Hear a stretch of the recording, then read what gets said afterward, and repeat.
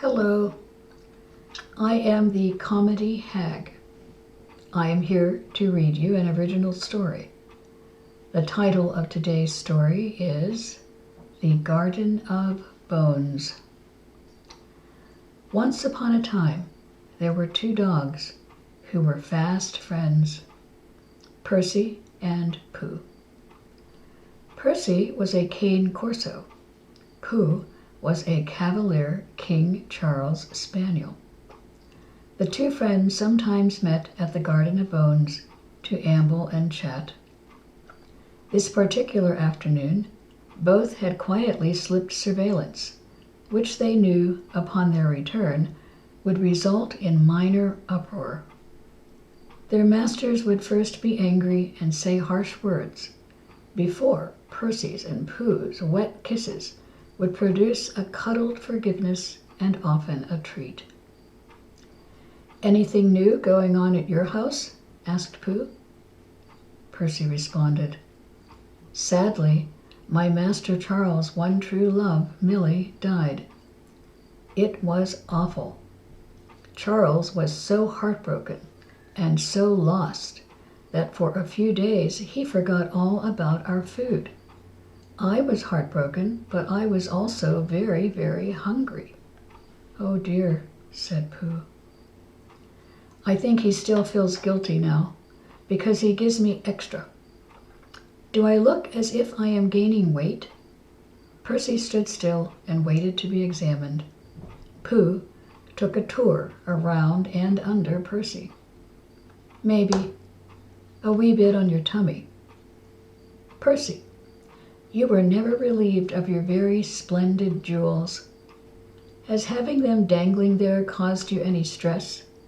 The masters claim that it does. That is why I was given the benefit of never being able to mother a litter of puppies." Percy sighed. No stress. I just spill my seed upon the ground. I learned it from Master Charles. He spills his seed onto a washcloth. Come to think of it, he has not even done that lately. Not since I heard him shouting that he had lost his bone. Actually, he screamed, "Milly is gone. Now my fucking boner is gone." Pooh was puzzled. What is a boner? I think he must have meant bone. Milly used to make soup with a big meaty bone. She always gave me a lick. Maybe he was talking about the soup. Milly is gone, his soup is gone. I am just not sure what he was upset about exactly. Remember that I was born in Romania. Now here I am living in Kansas. Because of the great difference, I often confuse the words of my many masters. Perhaps Charles does the same thing. "Well," said Pooh, "we are in the Garden of Bones. Maybe during our walk we will come upon Charles' lost boner, somewhere among the headstones and the ribbon-wrapped wilted flowers." Pausing briefly for each of them to take a piss, Percy asked Pooh, "May I tell you something and you will not laugh at me?" They started off again.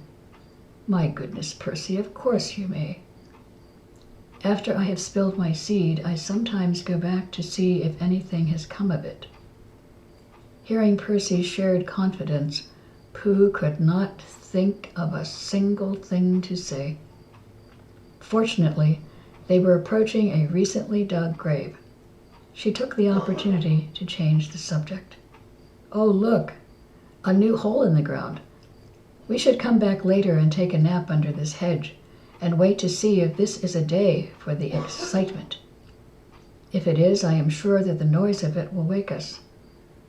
They both knew what the excitement was. A gathering of sad-faced Charlies and Millies around a shiny wooden box, topped with fragrant and not fragrant flowers. Percy had been with Charles when Milly was put into a hole just like the one in front of them. Milly's box was already sitting beside her hole when Charles and Milly's friends arrived to sit in the Garden of Bones chairs. As they walked from their cars to the gravesite, the glum group sang a song about a river where they were going to pray. Percy never saw any river. Pooh, have you ever seen a river anywhere around here? No, said Pooh, but maybe we never walked far enough. They strolled for another hour and then returned to the gravesite.